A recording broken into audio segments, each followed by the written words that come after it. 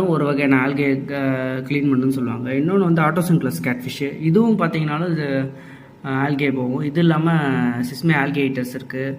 அப்புறம் வந்து கோல்டன் ஆல்கேட்டர்ஸ் இருக்குது. அமினோ ஷ்ரிம்ப் இருக்குது. ஸ்னைல்ஸ் இருக்குது. இவ்வளோ இருந்தாலும் வந்து ஒரு சில ஆல்கேஸ் வந்து கண்டிப்பாக கட்டுப்படுத்த முடியாது. ரொம்ப ஒரு மோசமான ஆல்கேஸ் பார்த்தீங்கன்னா வந்து dust algae, green dust algae பார்த்தீங்கன்னா நம்மளோட கண்ணாடியில் வந்து ரொம்ப வந்து ஒட்டிக்கிட்டு வந்து மோசமான ஒரு வியூவே தடுக்கும். நம்ம அடிக்கடி வந்து கிளாஸ் க்ளீன் பண்ணுற மாதிரி இருக்கும். அப்புறம் பார்த்தீங்கன்னா க்ரீன் ஸ்பாட் ஆல்கே, அனுபியஸ் வந்து ரொம்ப பொறுமையாக வளரக்கூடியது. அப்புறம் வந்து பியூசிஃபிலேண்ட்ரா, அதுவும் வந்து ரொம்ப பொறுமையாக வளரக்கூடிய பியூசிஃபிலேண்ட்ராலையும் ஈஸியாக வந்து அந்த க்ரீன் ஸ்பாட் ஆல்கே வந்துடும்.